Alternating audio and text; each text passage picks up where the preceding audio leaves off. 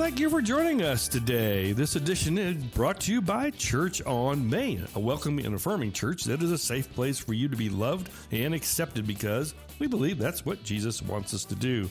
Contact Church on Main at office at churchonmain.church for more details. Our podcast, we're going to be discussing challenges and opportunities that we all face, no matter what season of life we're in. Our hosts will offer some practical tips we've learned over the years and also share how love and grace can help each of us while we're trying to maintain hope. So today in the studio, we have Tommy McDarris, Senior Pastor, Church on Main in Blacksburg, Virginia, Tonya Dinkle, Personal Professional Coach, and Ann Ferris, someone who is also horribly done retirement wrong, right?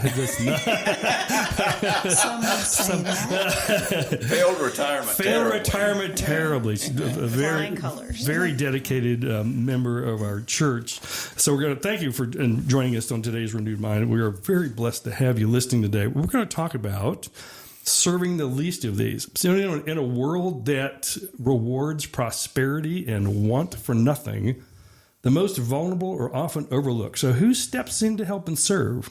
So we'll be sharing some stories of compassion, service, and the power of showing up for those in need. So I'm Steve, your podcast director, and together we are with Tommy, Tonya, and Anne. We're going to explore motivations that encourage serving those who receive and the ripple effects of kindness in our communities. So let's start with Anne. Okay. So we're going to put her on the spot. You have recently returned from India. Correct. Serving the least of these. How did you get involved in an India mission? I have a friend that I've known since third grade. She grew up in Blacksburg. We stayed close friends until college, and then she went her way, I went my way. And approximately 2008, she was coming back to Blacksburg to visit family, and I'd moved back to Blacksburg, and we just reconnected. And in our conversations, I learned that she and her husband, who are both British citizens now, had been going for approximately 25 years to India, Calcutta, India, to work with Emmanuel Ministries of Calcutta. And she was telling me what they did. And I would listen, and I go, that's nice. But I'm retired. I'm going to retire. Until 2 years or 3 years ago now, she said, well, you can come with us. And I said, yeah, I guess I could. So I said, only if you'll be there too. And so we made arrangements that the three of us would meet in Calcutta, India in January of 2024. So in the meantime, her husband was diagnosed with cancer, and at the time in January 2024, he was undergoing some treatments. So only Anne, my friend, was able to come. But we met, and she had not been since before COVID. So it was interesting to see her reconnect with these people that she had known for over 25 years and introduce me into that circle. And so I was originally supposed to stay for 2 weeks and ended up staying for a month. And then promised I'd come back, which I did this past January, February. I went for another month. And I've promised I'll be back best I can next January, February. Outstanding. Anne, just to let you the listeners know, Anne is not only helps with India, she's a very fervent volunteer in local community efforts too to help serve the least of these. But I have to point to Tommy. He's been to in India before and also helped in other ways. But I'm going to let you guys talk about the impact that your service had on you personally when you went over there. The two ministries that we worked in are different ministries. They're in a little different places, and so they were doing different things. But they were having a common goal, and that was to minister in the name of Christ, to try to take care of people who might not be able to take care of themselves. To the least of these. That's right, truly to the least of these. And so it was a different kind of ministry. Describe what you did over there, Anne. Well, the first year I went, anyone who volunteers for this mission field is the first year you go, you get a lot of their history, a lot of why they do what they do and how they do what they do. So you see, they have multi different projects that they work on or that they reach out to the people of Calcutta in various ways. So you get your first year you go, it's more like learning about who they are and then going back to places that you think, I want to know more about that particular, if it's a homeless shelter or something for children that come in off the streets or school, that kind of thing. This year when I went back, I didn't have to go through all of that orientation, and I got to just slide back in and then pick what I kind of wanted to focus on, which I picked this year was their actual school that they have for K to 12, where I thought I could be of some assistance with the pre-K, because that's my background, and giving them some way to reflect on their classroom management, classroom procedures. And then also Pavement Club, which is where children come in off the streets that don't have the opportunity to go to school, where they try to work with those children and get them up to a level where they could then attend public school. But I had other projects going, Auntie, when are you going to come and see us again? So I was trying to fit all these other things in, and none of them are any less deserving. Yeah. It's just, say, like a midway house for drug addicts. That is not my specialty. Whereas my friend Anne, who is a psychiatrist, that she felt a lot more comfortable doing and talking to the people that were there who were struggling, or they used the AA method. And but I would go visit them because they wanted me to come see them again. So I was like, I can do that. Oh, good. Our church has been connected for over 40 years to the India Baptist Convention there, and Dr. Kunjaman Chako at the time was the chair of that.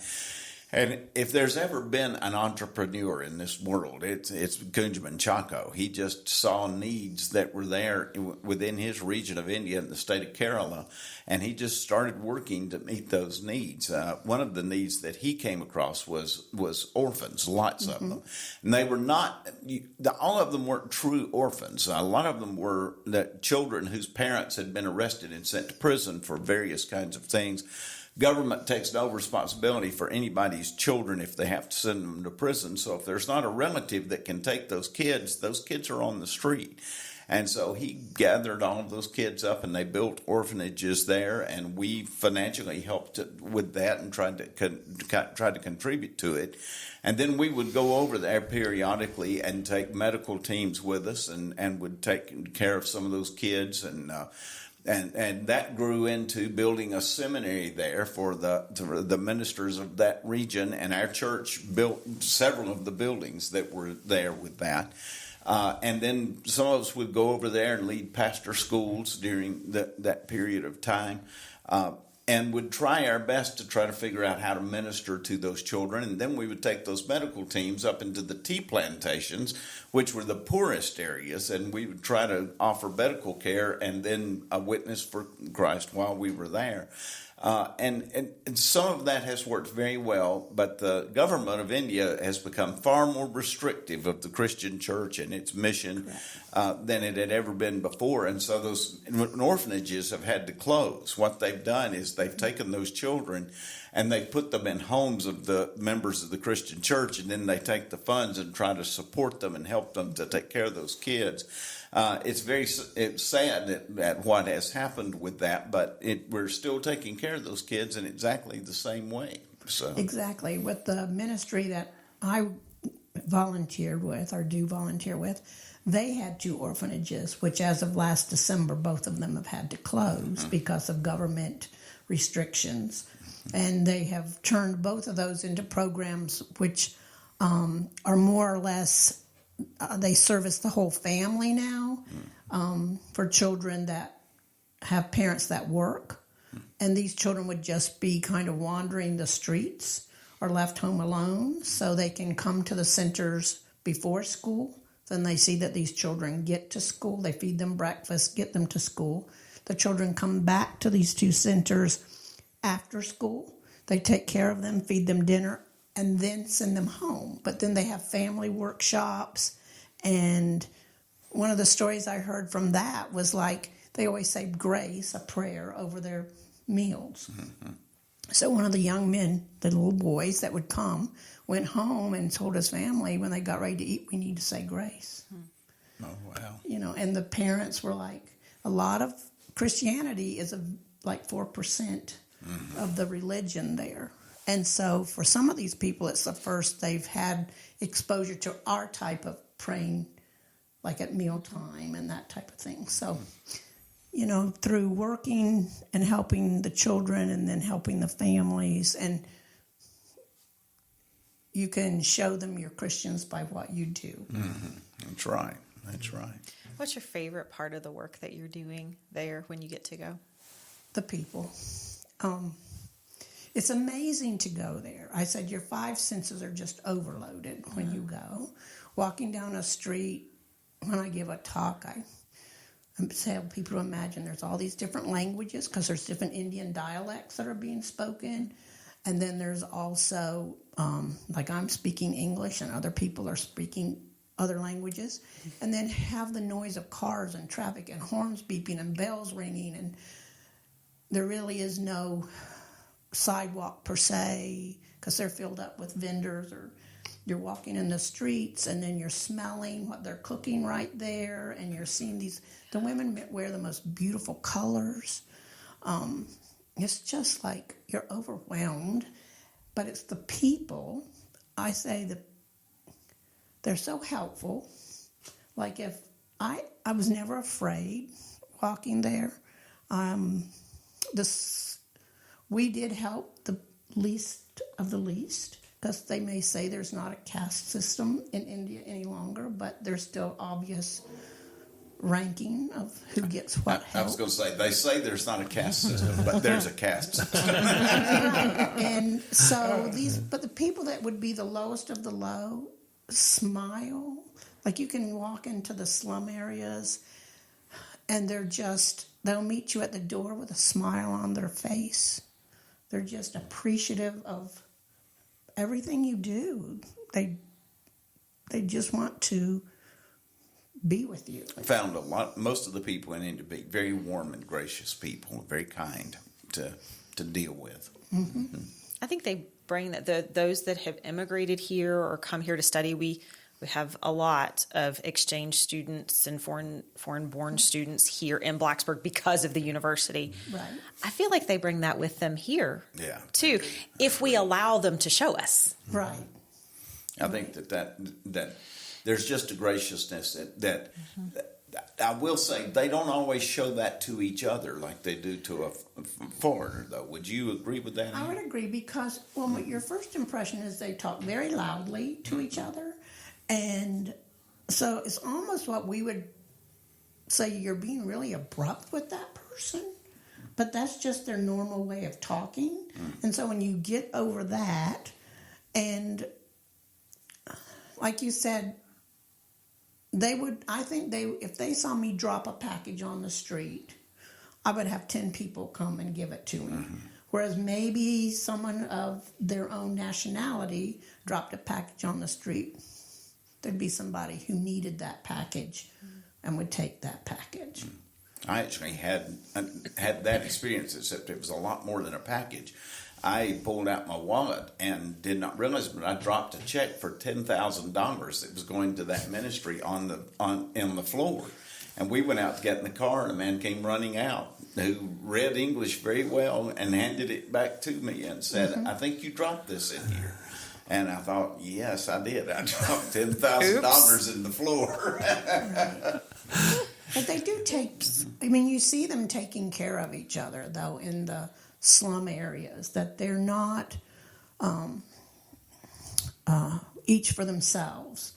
It's like community water, community bathing, community food. They're cooking and sharing with all kinds of people around them. I guess what I meant by that, you do see that very much in that community where the poor people all live together. Correct. You don't see it as much from the higher classes or the higher castes to the poor people. Correct. And there's a sharp division between The have and those the groups. have-nots. That's exactly right. Even there is that division in America as well, but it's more pronounced there because of the cultural heritage. Right. And so When you were there serving, what did you find that they needed the most? Was it food? Was it transportation? Was it housing? Was it clothes? Medical? I mean, what is it? All of this that they're really it's all of it. I mean, they don't have, a lot of them don't have housing. They live on the streets. They live in these hovels. They live in what we would just consider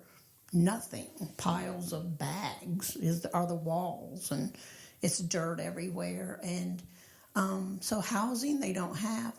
Now, the ministry that I'm in, that's one of the big things they do is the medical. All of their clients get medical assistance, whether it's children getting checkups or adults getting physical needs that they need, to cancer patients that need to have cancer treatments. That's a big thing, is to see that they get the medical help that they need. Food. They have food, and you don't see, like, at least the part of Calcutta I was in, I did not see malnourished, very, really malnourished children like you see in some of the other, where you hear of hunger, starving children. So I think they exist on mostly rice and sometimes meats and lots of vegetables mixed in, because the markets are full of vegetables. And so food isn't as dire, but housing, medical, they value education. They try to get their children into education. A story that from the school that they have, they take only the children, poor of the poorest children can enroll in their school, and they've now become a recognized really good school. So people with money have been known to pay the poor people to let them come and stay at their hovel when it's time for the home interview. Until the school found out.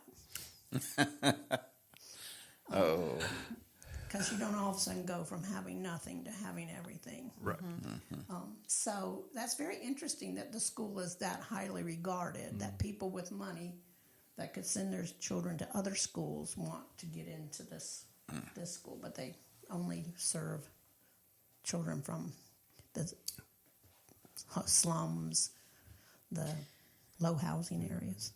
Speaking of education, Anne, you said your background is in education and you picked working with the school when you were there. Yes. How, looking back on your story, how do you think God prepared you for this work?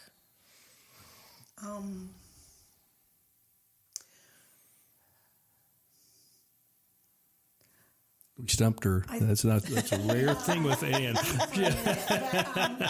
think I've always wanted to work with young children. That's what I did, pre-K my whole life. And then when I retired and came back to Blacksburg, I became involved with Head Start, which serves, the low-income children of our communities.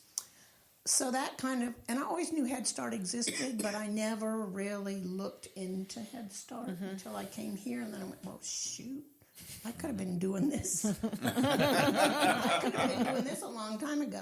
Even though what I did was rewarding. I was working at church, preschools, directing those kind of activities. But then I got involved with Head Start. And then I think that just kind of laid the foundation of families who don't have, who need, their perspective on life. Like you can't judge them on our standards. You have to see it from their point of view, which then prepared me to go to India and see much more need, but then also not to have that judgmental side, which I'd hope I wouldn't have anyways, but to really, don't get out my camera when I'm driving to where they all live and let me take pictures of this, be respectful, because that's their home. Yeah. How'd you get over the fear of going the first time? Pardon? How'd you get over the fear of going the first time? I didn't really have fear. Okay. I had such a close relationship with this friend. Okay. That I knew she wouldn't steer me down any wrong avenue. Okay. And I stayed at a hostel that was run by the YWCA. Okay. And she stayed in an apartment actually with the founder, the woman who helped found this, which was only 2 blocks from the YWCA. So she'd come around and check on me, or we'd walk and have dinner together. And so I didn't have any fears. I mean, even traveling over there or traveling back, it was just stupid. The only fear that I had of traveling was when I suddenly discovered that they drive at night without their headlights on. Oh, no. And I asked them about that, and they told me, said they were saving the bulbs, so they just flip them on and look and see what's in front of them and turn them off for miles, and then turn them back on quickly and turn them off. I had no fear going over there. I had fear riding. If I was walking, I felt fine.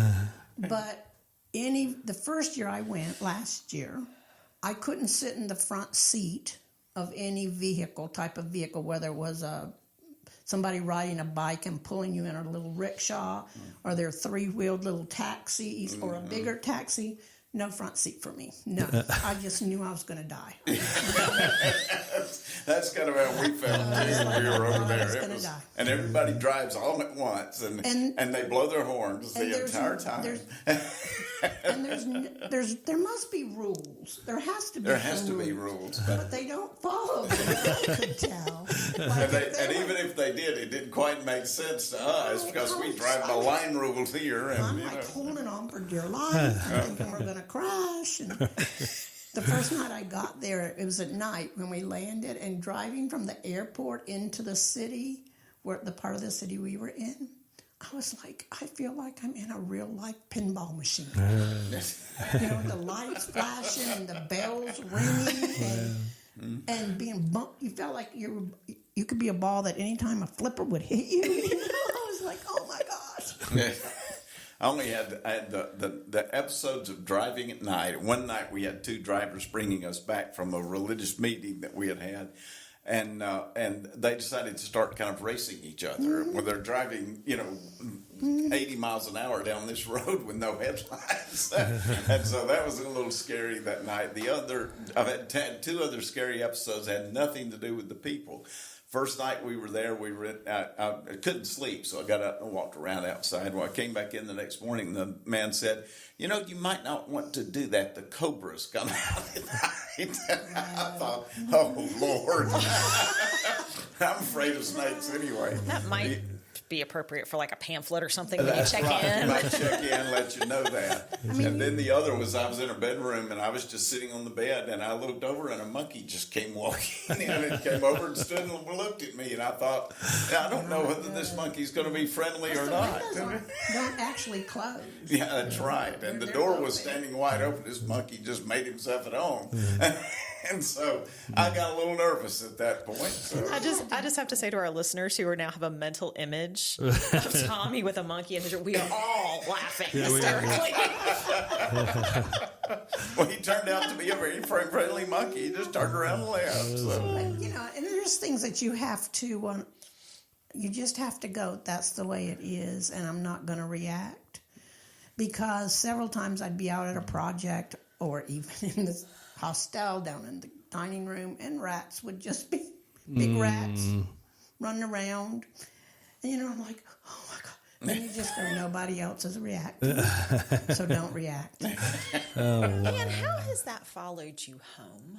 Like, what kind of impact those experiences and kind of conditioning yourself when you're in their environment to not react because nobody else is reacting. How's that come home with you? What has that translated back to the States for you, or has it? How's it changed you, I guess, is the question. Well, it changed me. I mean, I came back just felt like the first time.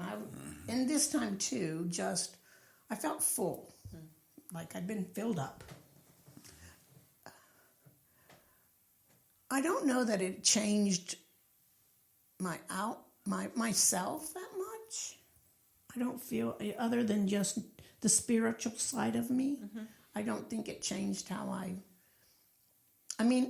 it did change me in little ways. Like, let me tell you a quick story. Yeah.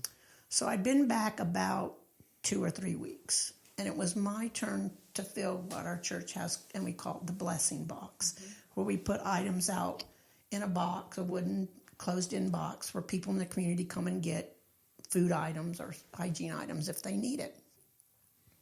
So that day, it was my turn to do it, and I went out there and inventoried it. I knew what was in the box. I knew what needed to be replaced. So I came back in. I had my little tote all filled with things I was going to take out there. And a gentleman that goes to our church, and we allow him access to this pantry, came in, and I said, hi. And he said, I'm here for something for lunch. I said, help yourself. So he went over to my tote, and he took what he wanted out. So I was like, oh, my gosh. And I went, big deal. Just get something else off the shelf and put it in your tote. You'll be fine.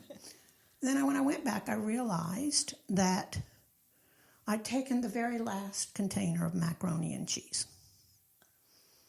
And I went, oh, gosh, now I've got to go to the store, and I've got to buy some more macaroni and cheese because I've got to have it for the next time I stock the pantry. And I'm in my head just like, oh, great. So I pick up my tote, and I walk out to the blessing box. And in the blessing box are 6 containers of macaroni and cheese. And I was like, where did they come from? They weren't there when I inventoried it. I said, that was God telling me, you just went to India. You just saw all of this need, and you dare to come back and gripe because you have to go to the store and buy some more macaroni and cheese. Have your macaroni. That's precious. Because, and it's really made me think. I mean, after that, and there's so many small things you could get upset about, but when you look in the bigger picture of life, it's nothing. Yeah, we're very blessed, and there's people who struggle mightily, and it's had to have come back and affected you in so many ways. Like you said, maybe not spiritually, but your focus and your change of perspective has got to be shifted because of all this. Right. Things that I might have rated higher on this is something to really be concerned about. Those are down a few notches. Sure. What would you say to someone who has been maybe they've been sitting in church since they were kids, or they hear your story and they're like, wow, that sounds really cool, but there's no way that I could do that. But they can. Because all you have to do is find somebody, just reach out, let it be known you have this interest. Because I would say in every community there is a group of people who've had experiences like me who don't know to go to this young person and say, oh, I know you would love to go and do something like this, because they haven't voiced it. Just voice your desire to do something, and somebody will connect you, whether it's within a church group, or a lot of times our campus will take people places to make a difference. So there's people out there that you just need to voice what you want to do. Don't sit there and keep it inside. Say, I would love to do such and such. And somebody will help you do that. Yeah, very true. I was listening to a podcast of a minister that we all know, and one of the topics came up that says, ourselves in churches frequently leave talents buried because people don't speak up, or they don't realize that the person who's there has this gift that would benefit the next person. Correct. Yeah. That's very, very true. So I know it affected you personally. I've heard some of your other stories about, but I don't know if you want to share the one about the hand lotion, because that was fascinating. But I'll peel back to your comment you made. You're right. You don't have to go to India to do this. I mean, where you are right now listening to this, there's people in your town, your community, who are this needy, and to find them is a blessing to you and to them. Right. Okay. So, hand lotion story. One of the projects that Emmanuel Ministries Calcutta has is they run homeless shelters. And one of the homeless shelters is actually located in an old prison. And they house men and women that have been just discarded by the side of the road, or the families just drop them off at the doorstep because they don't want anything else to do with them. And they can be anywhere from young women to people in their 90s. So last year when I went on a first visit, and I heard them tell me all about like an orientation, and I went, okay. So I went up and I visited with the people. The men are on one side, women on another. And, I was like, I'm only here for a few minutes. What can I do? So I said, my job is to give them all hugs. That's my job. So I went around hugging all these people. But then I left. When I was leaving one of the women's wards, I looked back and there was this woman, and she was like wringing her hands, sitting in her lap. They were in her lap, and she was wringing her hands. And I thought, I touched these people, and they have very dry skin, some of them. And I thought, if she just had some lotion. So I said to myself, okay, tomorrow I'm going to the market, and I'll find the stall that sells lotion, and I'll buy some lotion, and I'm going to go back. And my thought was, you have these grand, glorious ideas. But I thought I was going to go back and put lotion and rub everybody's hands, like massage their hands for them. But the number of people, that would have taken me hours. Mm-hmm. So I thought when I got it, this isn't going to work.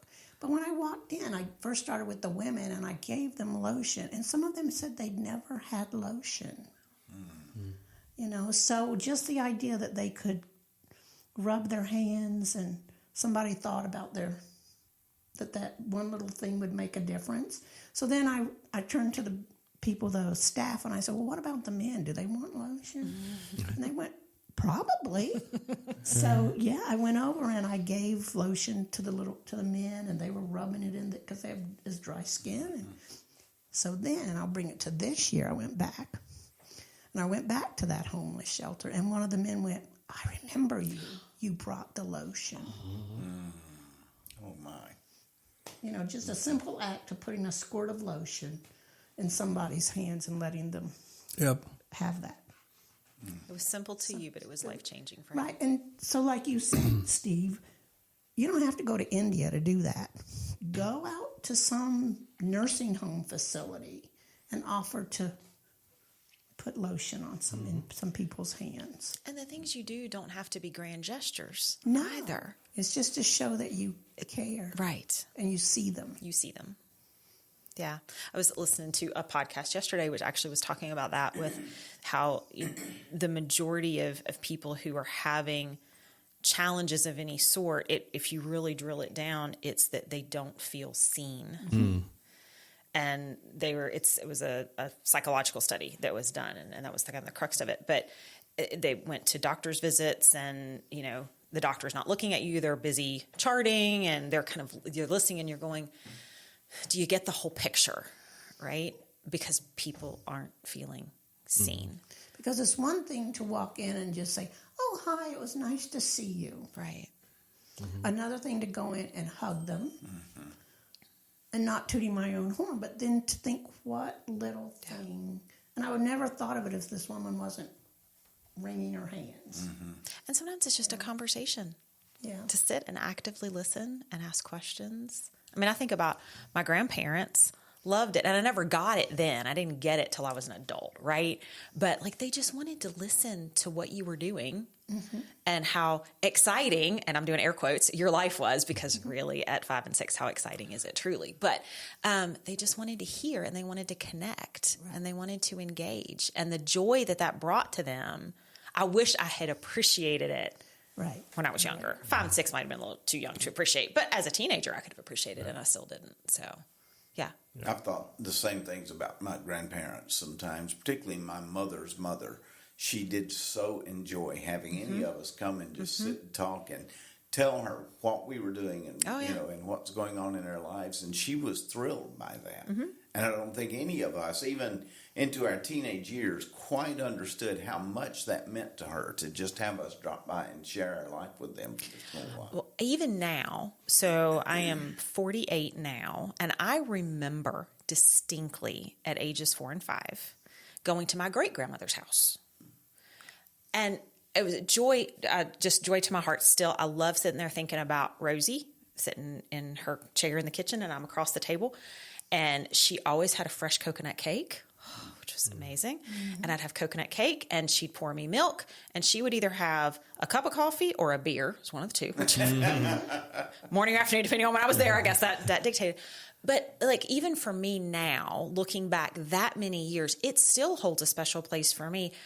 But it would have been very different as to why it held a special place for her. And I know she enjoyed those visits as much as I did, because she always asked me about my boyfriends, and she wanted that connection. Yeah. And she didn't do that with any of the others, by the way. But you remember, I think you remember some of that because you felt so. Oh, absolutely. Right. Absolutely. Yeah, that's I think what we're trying to let everybody know who's listening is you don't have to walk in with a pocket full of money to help the people near you at all in your community. Yes, you'll find the need for, some gas money once in a while, or food, or other help, other assistance. But it's really, they want to feel part of the community and worth something and be seen in that. So.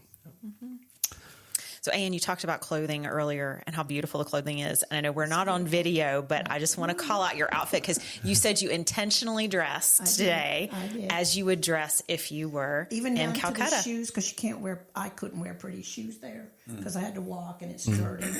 So I was like, just take tennis shoes. That'll be good. But so I'm wearing like flowy kind of cotton pants, wide leg pants, and then their typical top, which is a dress that has slits on the side.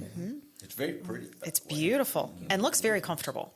And it's very comfortable. A lot of times, instead of the loose pants, they wear like leggings. And but they wear the most beautiful clothes. Oh my gosh!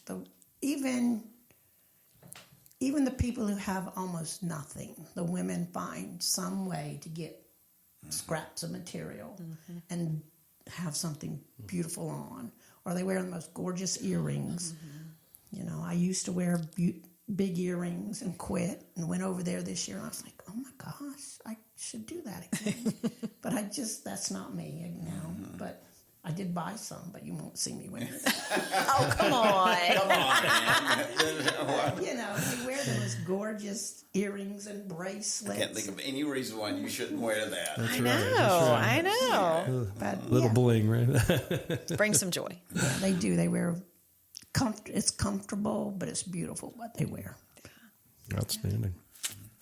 All right. Yeah, it's been a wonderful conversation. Thank you very much for being with us. It's kind of hopefully opens everybody's eyes as to what you can do in your community, not just India, to make a difference. So please don't let your talents be buried around your community. Even here in our neighborhood, there may be somebody that needs a hug. You can always find some way to share your love and your support to the people that are around you. And if you don't know where to do that, get in touch with our church, because we've got several missions and ministries right here in our area that we can help you with, and we can probably put you in touch with some in whatever town you're in that you can do the same thing. So if you do have questions specifically for Anne, we will just say, let us know. Send us an email at renewedminds@churchonmain.church, and we will get those emails to her, and she can. We'll figure out how to get correspondence taken care of. If you want to contribute otherwise to the conversation, please send us a note. Drop us something on Instagram. I'm going to have to use Steve's help again. It's Renewed Minds. .connect. Thank you. RenewedMinds.connect on Instagram. So follow us there. Drop us a line. And of course, Tommy and I are always here to answer questions and help with direction. So again, RenewedMinds@churchonmain.church. We thank you so much for your time and your just being here and listening to what we have to say. Thank you, Anne, so much for joining us and sharing your story with us. We appreciate you so very much as well. And we hope that you approach every day with a renewed mind. Hopefully this brings a renewed perspective to the challenges and opportunities you're facing today. What steps will you be taking to show love and grace to everyone? If you have any questions or comments about our podcast, please send an email to renewedminds@churchonmain.church. You may also leave comments on Instagram at renewedminds.connect. Thanks for taking time out of your day to join us. Listen next week for the next Renewed Minds.